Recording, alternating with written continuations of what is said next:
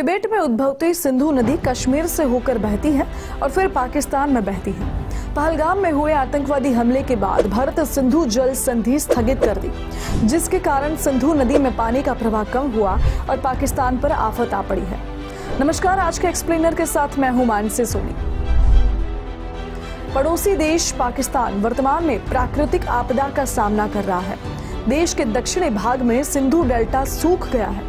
स्थिति ऐसी है कि लोग वहां से स्थलांतर कर रहे हैं और लगभग 40 गांवों वाली बस्तियां उज्जड़ बन गई हैं और इसके साथ सिंधु डेल्टा में एक स्थायी सभ्यता का नाश हो गया।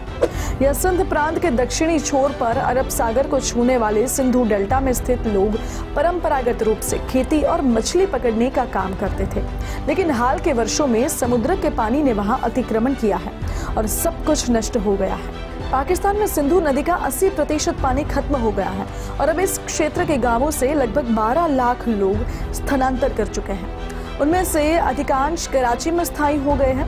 खारो चानम में पहले 40 गांव थे, लेकिन समुद्र के पानी बढ़ने के कारण उनमें से अधिकांश अब अदृश्य हो गए हैं।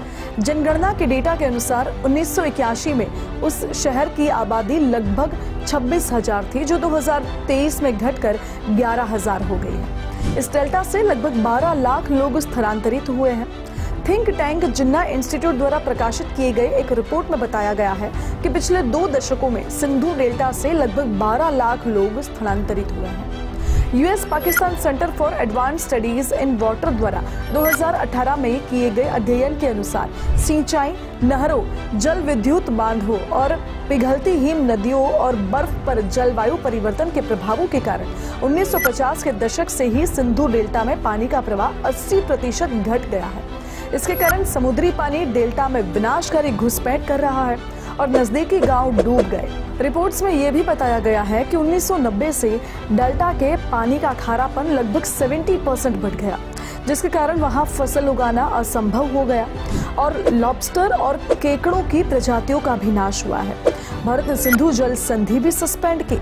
तिब्बत से निकलने वाली सिंधु नदी पाकिस्तान में जाने से पहले कश्मीर से होकर बढ़ती है।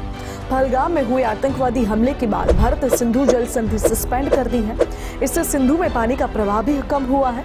यह नदी और इसकी सहायक नदियां देश की लगभग 80% कृषि योग्य जमीन को सिंचाई करती है और साथ ही लाखों लोगों के लिए आजीविका का साधन भी है।